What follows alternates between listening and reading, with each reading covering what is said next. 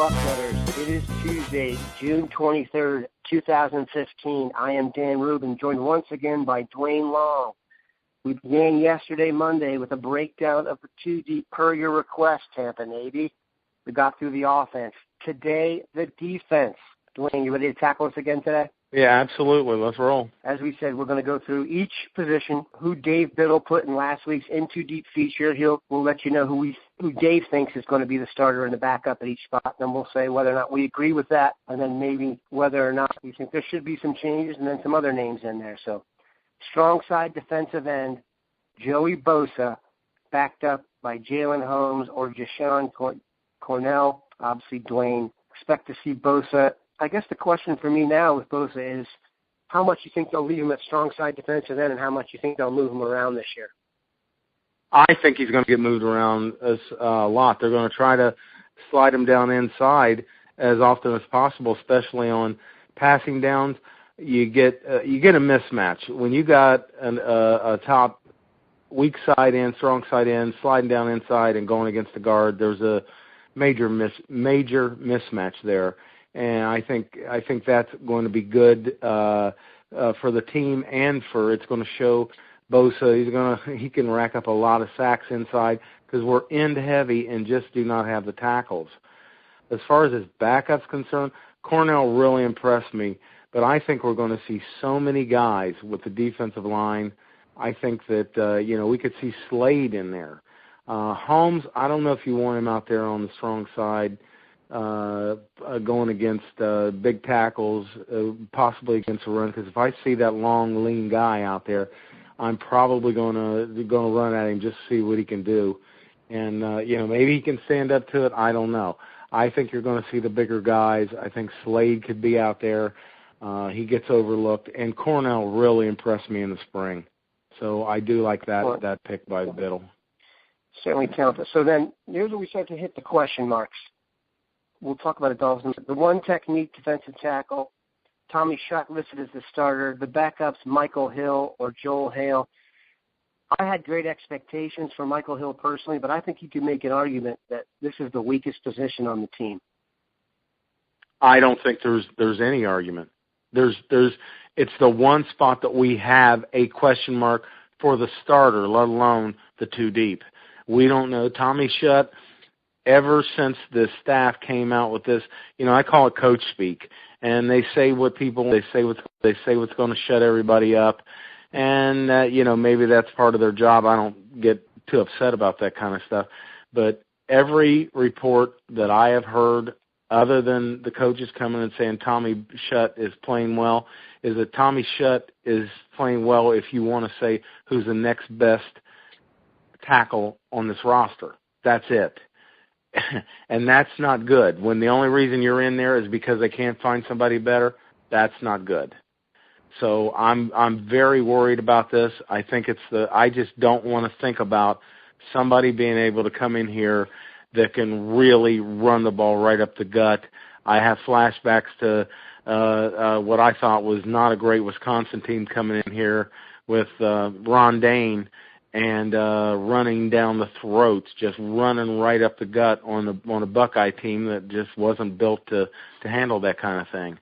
That's my big worry with this team. It's the one thing I think could derail a back-to-back national championship runs is having some guy that can stand in there and just take whatever the offense run. Come on, bring it.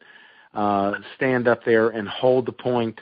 And make the offense do something else. And that plays right into our hands. Yeah, they are missing a plugger. There's no question. I understand it's what Shutt's supposed to be, but they need Watch Hale. Yeah. Hale? Watch Hale. Remember, this guy was a starter. He was a solid guy in there. The only reason they wanted to get more athletic, they had some young guys they wanted to look at, and Joel Hale, healthy, and getting some reps there, I just got a gut feeling that Joel Hale could just be too consistent, and not great, but just too consistent, too solid, and he can win that job back. Yeah, he was a starter 2 years ago, Let's watch Joel Hale there. He would be my number 2. Michael Hill, if he was going to do it, he would have run Shed out of there by now. He is just. Yeah, I agree. He came on as a freshman, looked like he was going to be a player for us, and he's disappeared since then. So I'm looking forward to seeing what happens there. Watch Joel Hale. And if you think about it, they've got so much talent around that spot. If they can just play that, if that's just a push every game, and they've got such an advantage. Okay, the other defensive tackle, obviously the starter, never in doubt, Adolphus Washington, backed up by Donovan Munger. I think Adolphus is the guy that I hope is going to put a push on this year, because in my opinion, when his motor's running hot, he's as good as we got, really across the board. As a guy who has a chance to make himself some serious cash this year. A great year for Adolphus. I could see him getting into the top 15. How about you? Oh, I absolutely believe that. I was watching a couple of games on Big Ten Network this past week, how much he was getting double-teamed. Michigan was double-teaming him, I'd say 2/3 of the time, if not 3/4 of the time. He's a guy that can make an impact. He's a guy that we could see going off the board in the first round like we expected with Michael Bennett last year. He's actually got the size. He's got all the tools. Again, if until he got hurt, the Michigan State game, he was having a monster game and then got hurt. That he is a 3-technique first-round tackle when he's playing hard every down. Yeah, I think Adolphus can do whatever he wants. People need to remember, this is a tremendous athlete. This is the Division II Ohio Basketball Player of the Year as a senior in high school. He can run. The sky is the limit for him. And he is for people having spent some time in the NFL, that he's going to be a high draft pick in the NFL. Even if he doesn't have a great year, he's not getting out of the second round because someone's going to see, if the motor's the issue, someone's going to see that and think they can get him going themselves. So you see Donovan Munger playing snaps. What do you think about Munger and Washington getting some snaps at tackle together? I think it could very easily happen. I think that if I think if the staff is just looking for a guy, they're just looking for a guy who will come in there and do the job. Absolutely, because Munger was the third best tackle on the team at the end of last year. I don't see any reason. He's not a huge guy, and you want somebody Tommy Shutt size at tackle or at the 1-technique, but we gotta find a guy. I think it's just open season on that spot, and whoever steps up, that's who's going to have the job. That's who's going to play the most. With LJ, Larry Johnson running this defensive line, he's going to move a lot of guys in and out. But I think that Munger could absolutely steal a starting spot here. Absolutely. Weak side defensive end, the starters penciled in as Tyquan Lewis, the backup, Sam Hubbard, finally in uniform. I don't know if anyone's ever been talked about as much as Sam Hubbard. What do you think of Tyquan Lewis? What do you think of the setup at weak side defensive end? I think that's all it can be. I think Holmes gets in there some. But right now, Tyquan Lewis really looks like the guy who's going to help this football team think about winning a national championship and not having an elite weak side pass rusher. We didn't have it last year. We did not have that. Yeah, so we lost. We had a couple of guys going into the season, lost both of them. That had provided an excellent pass for us the year before. Yeah, Noah Spence and Jamal Marcus. Yep. And Jamal Marcus. We were set and then lost both of them. Lewis looks like a guy. Hubbard, too. Hubbard just, in the spring, he just was flashing all over the place. I heard his name every day. Anytime I got to talk to somebody who had access to practice, it was always this guy really, he doesn't know what he's doing, gets his hands out in front of him, he knows about that, and other than that, he doesn't. He's just going. Once he learns some pass rush technique, puts on a little bit more weight, Sam Hubbard's going to be a real monster. Jalen Holmes, he's going to find a place in there. Just too much talent, too athletic out there. But right now, we're pretty strong at defensive end.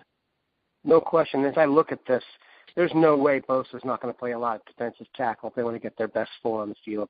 I know they don't want to do that with a guy who's going to be the first pick in the draft, theoretically, and you want to let him start, post some great numbers at the end. But if you're looking at this in passing downs, they've got to get – I'm just looking at the depth chart in front of me here.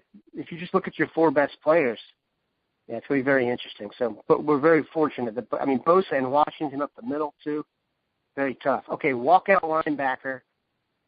I don't know if he's my favorite player in the defense, but I love him a lot. Darren Lee, backed up by Chris Worley or Jerome Baker. To me, this is Lee's last year in scarlet and gray. Oh, I think it will be. You think about what this guy's done.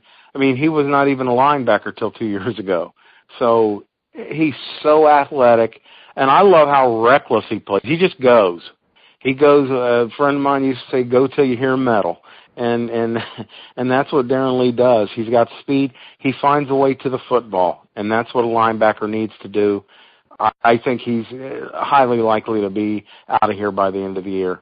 As far as backups concerned, I see Dave is going with Worley or Jerome Baker. Baker, I think, is I don't know what you do with him, but the guy that is getting overlooked here is Berger. Kyle Berger was a great high school player. If he's completely healthy, he's going to find a way onto this defense. It may be as the backup. Worley may find himself number 3 on that. I think he's going to push somebody. So many great linebackers on this football team. No question. And I'll tell you what. I'll tell you the guy you should pencil in at the backup at each spot, and that's Justin Hilliard. I think they're going to try and get Hilliard on the field as I look at this here. But that's neither here nor there. Right now, middle linebacker, I think, is set. Raekwon McMillan. Backups, Dante Booker or Nick Connor. Man, that's a lot of young talent right there. Well, especially when I was going to make that comment when we got around to Hilliard. Hilliard's going to play. I believe he can play. I think he's the finest linebacker I've ever seen play in Ohio high school football. He's some kind of a special football player, and I think they put him on the field all over the place, but I think he's going to back up Raekwon McMillan. And then you're going to kick him outside. He could rush the passer. You could put Justin Hilliard in as a weak side end. Just one of the most tremendous football players to come out of Ohio in a while. Yeah, he's going to play a lot. Then you got Dante Booker. Where do you play him? He was an outside linebacker his junior year when Ohio State offered him, and then he comes back his senior year and moves inside, and he's just as good. They're really stacked here when you look at it. I mean, it's amazing that a couple of years ago they moved a fullback to linebacker in week 8, and it was a smart move. And considering now they are just stacked, man. I mean, Dante Booker and Raekwon McMillan, Justin Hilliard, Jerome Baker, these are professional football players, man. I'm telling you. Yeah, they have a look to them. Incredible. And all of them, just athletes. You know, you got Josh Perry. I think I think he's the one that's going to get pushed. He's a solid guy out there, no doubt about it. But when you've got guys that make plays, I think Josh Perry's going to be an NFL defensive end, but I think he plays in the NFL. But when you look at these guys playing linebacker, you're going to make room for Hilliard. Dante Booker's got to play. Jerome Baker's probably going to flash. And then you got Berger, who you know nobody's talking about because they didn't see him. He's a great player, and Nick Connor had a fine spring in the middle. So it's just trying to find opportunities for these guys. I think they'll go ahead and register Nick Connor simply because just to separate the classes some. Sure. Yeah. Go ahead. Well, you know you were talking about we had a fullback moved a linebacker and moved right in the starting lineup a couple of years ago. Now it's what do you do with all these guys to try to keep them happy? You know, it's just trying to find opportunities for them. What great linebacker recruiting. These guys went in there and said, we need linebackers, and they went out and got them. They went out and got elite guys. I mean, I have my dream lineup. You can have the Raekwon, Jerome Baker, Justin Hilliard set up, and that's passing over Dante Booker, who I think was the number 1 outside linebacker in the country when he came out. No, it's fantastic and deep. Okay, let's move to cornerback. Very interesting, the secondary this year. We haven't talked about it as much, but first time you're going to have back there, the starter will be Eli Apple, backed up by Marshawn Lattimore. Other starter, the new one, Gary Conley, backed up by Damon Webb. Is that how you see it? Well, it depends on Lattimore's health. that's going to have so much to do with it. And it's really here's where I think a true freshman surprises. I think Ward, the defensive back that's coming in. Denzel Ward class, out of Nordonia. Denzel Ward out of Nordonia. I believe that Ward could be a guy who surprises simply because with Lattimore out of there, somebody's got to step in. Sometimes you're going to have to bring in somebody, a corner off the bench. If Lattimore is not healthy, then I think Ward is definitely a guy that can play. I loved him. I even like him better as a receiver. Great-looking football player. He's the one defensive back coming into this class that I really have a high opinion of. He can play anywhere. That he didn't have more attention, didn't get more offers, wasn't ranked higher, surprised me. That's the one. But if Lattimore is healthy, then I like Dave's top four.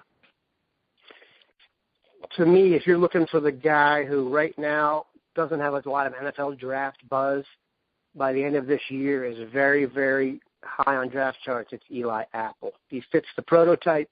He's going to have the right amount of experience. Good 6'1", 200, and can run. This time last year, no one thought Ezekiel Elliott was the guaranteed number one running back in the country. So things changed in the year. I think Eli's the one for that. Safety. Tyvis Powell backed up by Eric Smith. Other spot, Von Bell, backed up by Cam Burrows and Willie Hooker. What do you think? I think, those are the only guys we got. we got 5 safeties on this football team. I'm not, that's always been a thing with me is, I didn't think Jim Tressel did a good job of recruiting safeties. He seemed to think it was a catch-all position and he could just bring in anybody and stick them back there. And we were always, shaky at safety. Now we got some football players. We just don't have a lot of them. Those are the guys. I think Eric Smith is going to play a lot at both safety spots. I like him better than Cam Burrows. I've never seen Cam Burrows really settle in well as a safety. I think when the game's still on the line, they want to bring in the third safety or bring somebody else in, a fresh player, then I think it's going to be Eric Smith. I think he's got star potential. Really impressed me both on the ball and as a hitter. He can do it all, and he's going to push Tyvis Powell for that starting spot. Powell is so solid. I've always been a fan of Powell. Even when he's a linebacker, he's just a solid guy. But when you got a playmaker, you go with the playmaker. So I think Eric Smith. It wouldn't surprise me at all if Eric Smith's in the starting lineup by the end of the year. Yeah, and Dave's got Eric Smith listed as the nickel, and given the way offenses have gone this year, generally speaking, the nickel can sometimes be listed as a starter anyway. All right, kicker and punter we kind of know, Nurnberger and Johnson. Kickoff returner, do you have a personal preference? Samuel, Marshall, Campbell, McLaurin, Wilson? Somebody who will field the ball and not give me a heart attack. That's what I'm looking for. With last year, it was an adventure, and I don't want adventures on kick teams. Kick team, it's I'm tired of worrying. So let's find the guy with the best hands on the team and put him back there and just secure possession, secure the ball, and worry about a return. If it's there, it's there. But first, get the football. That's the key thing, and we just had too many times last year when we were didn't know what was going to happen on kick teams. I don't care who it is. Yeah, no question. You can't take the ball out of the offense's hands on this. I don't care if they got to go 90 yards. I'm the person that pauses for kick and punt returns, and I hold my breath because I just feel like something bad's always going to happen. But they've got a lot of talent back there. Duane, if there's one guy we haven't mentioned that you expect something from this year, defense, is there anybody out there, or do you think Dave pretty much had it all in there? Well, I think we have to look at the linebacker. I would go back and say Ward has an opportunity, possibly with the injury to Lattimore, to really impress, to really come on and be a player early. That's the one. And I would say Jashawn Cornell. He's a guy that I think could play early. And I'm going to say Robert Landers because of Defensive tackle out of Huber Heights, Wayne. Yeah. I'm hearing good things about him, how he's adding weight and he's adding it right. And he was a player. If Robert Landers was your classic 6'4", 6'5", 300-pound a tackle, he would have been national top 10. But he plays like a national top 10 guy. Explosive, plays with a high motor, stays low. He's going to be a problem at some point in his career. How soon? I don't know. I just really like this guy. The more I watch this film, I've been watching it again recently because of this defensive tackle issue, which, as we've talked about, is the one big thing that's just, a little scary about this team is who's going to be in there beside Washington. I think they're going to give a lot of guys a shot, and the best guy's going to play, and they're not going to worry about class and all that. I think Hale is the guy that is probably going to win that job. Munger could look good enough that he kicks over, and, if he's comfortable in there, dealing with that, one techniques take a beating. And Robert Landers is born to play nose tackle. So let's see, that's the guy. Watch Robert Landers, see if he's a guy that steps in and helps us this year. The people ask for depth, and that's what we've provided. Duane, thanks for joining us. We'll have Duane on again later in the week. Have a great Tuesday, Bucknutters.